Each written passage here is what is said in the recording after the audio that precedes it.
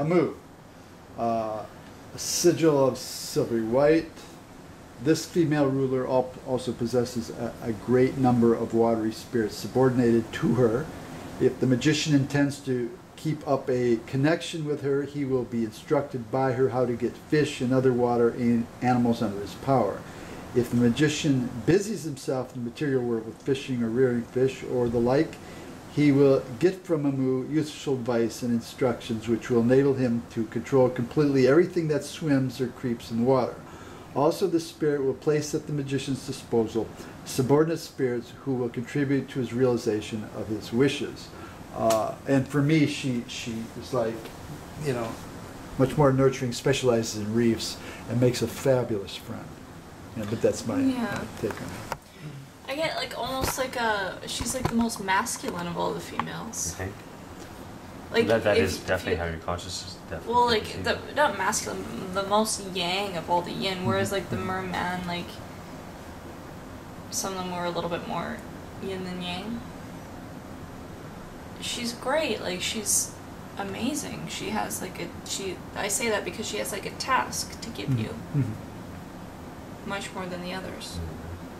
I find that she's very, if I could say it in the essence of time, I know that time doesn't exist on the astral plane, but I would say that her aura and her energy feels very young. It feels very youthful. It feels very, very youthful, but at the same time, it's like it's a teaching in somebody who's basically sitting with you on a boat and showing you how to fish.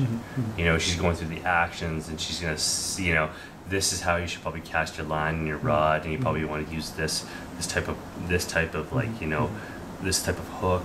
Maybe you should cast over there, closer to the stream and less over here. I really see her as a directional, but her energy is not.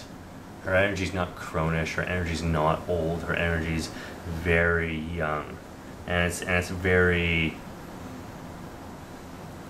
like happy.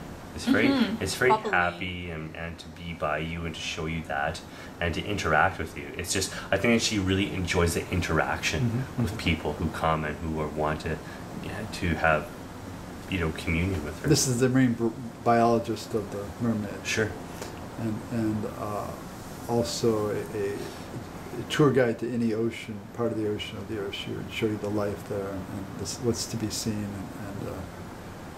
But I get that wonderful warm friend, you know, none of the enticing aspect. No, absolutely it's not. Like a really nice friend, and it's more personal than the others. You know, where it is the others, it was just kind of what they did.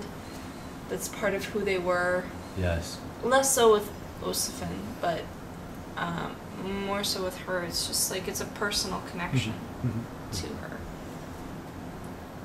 Because they like say if you wish to keep up contact, like you know, like you can keep up contact with her, and it'll like it'll affect her more and more. She'll grow stronger and stronger, a stronger bond towards you the more you contact her. Yeah, her energy's like really, her energy is just happy-go-lucky. I get a lot of that. Go with the flow. Happy-go-lucky and just like. So not to break the mood, but she'd be the most pissed at the human race for messing with the reefs in the ocean. Oh yeah, totally. I see her like having a knight-like quality in that way, where she's like she can fight. You know, those other three, they basically, I'll say the first two they do what they do. Third one basically, you know, she does, but she's a little bit more interacting and she's a little bit less like intense. And this one seems a little bit more, I wouldn't say human-esque, but I could definitely say that her dealings with the human race are a lot more closer at home and a lot more situated with the current evolution of man. Yeah.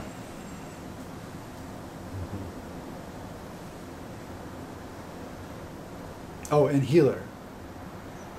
And Since she works with fish, she's got to nurture them, keep them alive. That would be her one of her specialties. So she'd be very sensitive to like the way the dolphin is, can sense people's.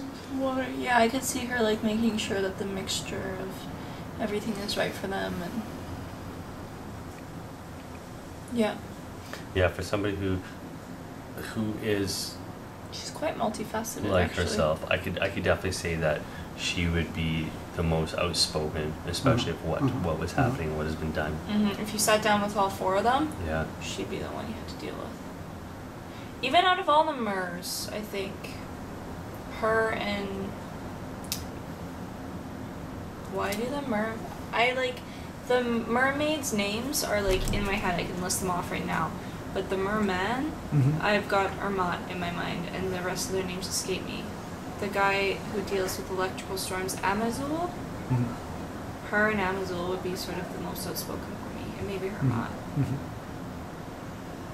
But once again, it's like if we look at the context of the energy of all these 4, you know, it's just the energy. This one fits most close to home. This one is definitely a lot more interaction, and it has a lot more play upon what's happening currently. But the energy there that she has, that nurturing quality for that life, is still missing. It's still missing within the human race. Yeah, definitely. Yeah, if we had that nurturing quality for life, we wouldn't be clubbing baby seals and overfishing. You know, I mean, we would understand. We would understand the place, the delicate balance. Yes, within the seas, and even like it's just like if you take a look at what's underneath the sea, the life and how it looks, it's just so different than anything that we have on land, and it's so beautiful. Like to me, it's more beautiful than any painting that's ever been painted. Just what nature has, and just the beauty, like coral reef. Like look at that stuff; it's amazing. Look at all the fishies in there, and all the amazing colors.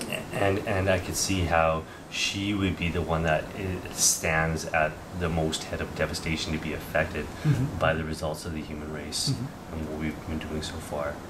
You know, her magic and her skills and her abilities seem a lot more hands-on currently to the human race because of our foolishness and because our lack of sentiment for other life. For sure. Okay. There any closing comments? Any closing comments? I really like dealing with all of these guys and gals. It's amazing. The energy of an Earthstone spirit like the one that we dealt with in Gemini compared to the one that we deal with in here, they're so different, and I feel like all of these are just second nature to me. Yeah. That I can deal with them in. I don't feel drained. I don't feel anything. I just feel like their influence over me and their magic and what they have is very, very intense. I actually feel more energized after interacting with them. Yeah. I feel tired from dealing with all the astral stuff, but I feel like mentally more energized. So if you thought in terms of curriculum, here's 5 things I want to learn, which one would you pick, and what would be 1 or 2 things you'd want to go back to them over and over until you learned it? I would say for me personally it would be a lot different than the human race. I would say the one that the most is applicable to the human race is absolutely the last one with the fisheries and with the life. Like that's absolutely indispensable right now as a planet. You know, I don't think that we could mess around with that, you know, more than we're doing. You know, but as far as I'm concerned, because I am who I am, and I don't want to seem like I'm an elitist or I'm outside the influence, but it's just basically the qualities and the attributes I possess. I would always go for the first 2. Always. Issaphil. What would be something from, say, Issaphil, since you already have that inner peace? What's that? What would be one thing you would want to work on with Issaphil, with the who has the serenity? That it's almost like if I did work with her, I would work with her on my heart.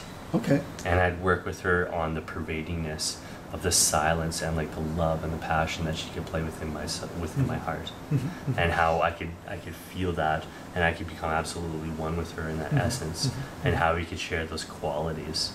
Okay. You know, and that's just one part of who she is. Yeah. Like out of all the spirits that I think that I've ever encountered and I've ever dealt with, I think that she is absolutely hands-on, probably the most closest to myself, and the one that I feel most closest to for sure, just dealing with on a moment's notice.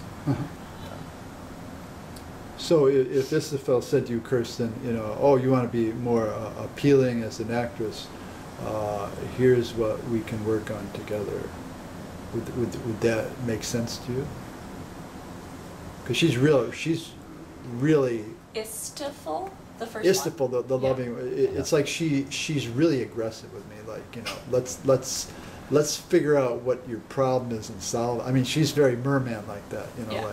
like you know, you've got some real issues with love, but on the other hand, there's some mysteries about you which need to be clarified. You know, let's go for it. You know, she just won't stop. You know, passionate, madly passionate to see that you're fulfilled. You know. Yeah, totally. That's like what drives her. Yeah. That's what drives her into being. And the only other thing I could add to this is that I feel as akin to them. I don't feel like I feel akin to them. I don't feel like I'm outside their influence or outside their influence in any way. I feel like I'm actually one of them talking to my own, if that makes sense. Brothers and sisters. Absolutely. Yeah, that's what comes into mind, brothers and sisters for sure. And I feel that almost sense of urgency and wondering if I'm okay or if this body is fulfilling its needs, and the time is short, definitely on this plane of existence, but that it'll serve its purpose. It's a lot of what I get from them. Okay. You know. That's a wrap. Thank you. Thank you.